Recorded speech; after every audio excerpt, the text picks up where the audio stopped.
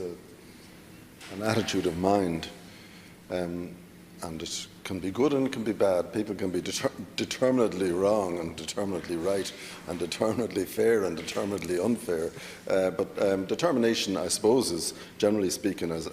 seen as a positive attribute as opposed to being a vacillator or whatever, or a hesitant person up to a point, because you do have to listen to both sides of the argument and be fair to both sides.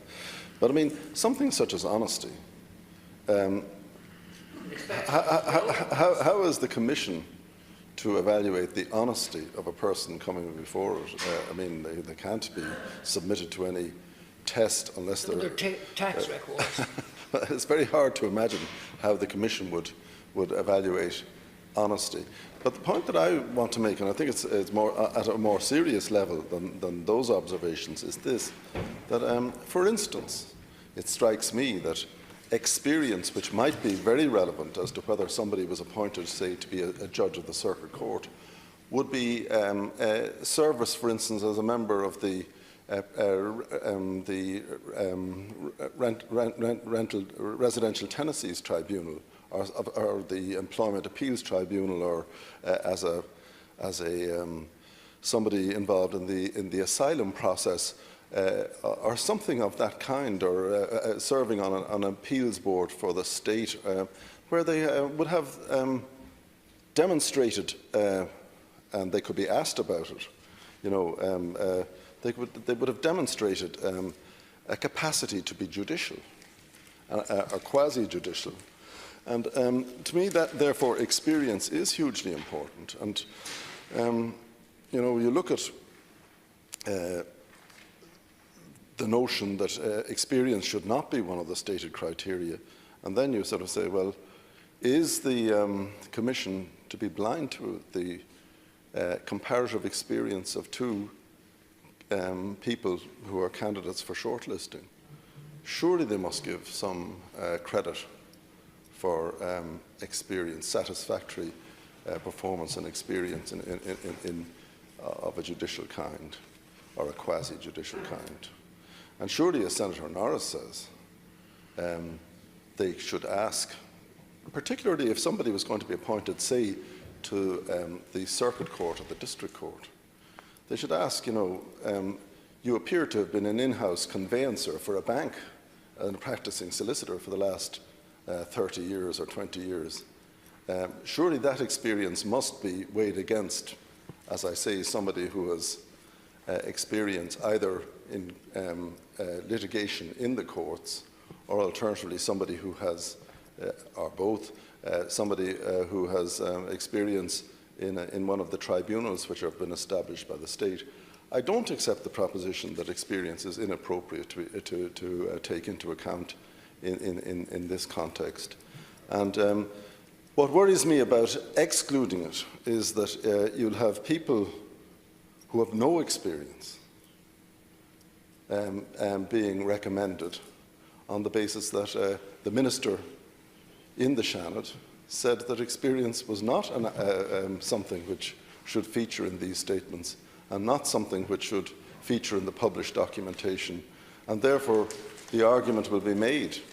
that historically the Act was not intended to give credit for experience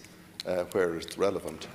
And of course, not all experience is relevant, I accept that, and experience cannot be the sole determinant, but it must be part of the mix if you're choosing somebody to be a judge at whatever level in our judicial system. But more particularly, the more senior the appointment. The fact that somebody has experience of court practice and procedure it must be a huge issue in determining that person's suitability, especially when you are, as this legislation wants to be done, and I think it's unfortunate, when you are doing two things: selecting out of a group of people 3 people who you are recommending to be first viewed by the government, and between them ranking them in importance. And I should say the Minister drew our attention on the last occasion to the fact that they were to be ranked in importance. And he didn't advert to the fact, and he didn't draw our attention to the fact that I went researching where that provision had in fact come into the text of the bill in the Dáil. And if my memory serves me correct, it was a proposal from Deputy Claire Daly. It was not part of the original architecture of this legislation on the part of the government, that the shortlist should be internally ranked in order of preference. So I just put that on the record. It's not as if that was always part of the intended architecture of this Act. But if we are going to compose shortlists, and if we are going to accept Deputy Daly's amendment and say that even within the shortlist of 3 there should be an order of preference as well, well then in my opinion it makes little or no sense to not to draw the Commission's attention to the need to examine the experience of the various people they're considering for shortlisting. And I should add, and I don't want to trespass, I have put down amendments in relation to the situation where the government desires, for instance, to recruit a number of judges, say to expand the family courts or to expand the Court of Appeal's appellate side on the criminal side. And I have tabled an amendment which we'll come to in due course, indicating that the Minister in those circumstances may direct the Commission to have regard to the fact that the government is looking for family judges, not just chancery judges or landlord and tenant judges, and that the Commission is obliged, when filling those,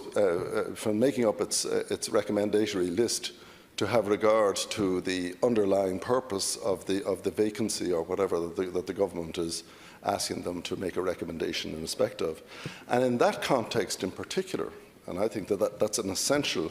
amendment to this bill, but we'll come to that in the fullness of time, but in that context in particular,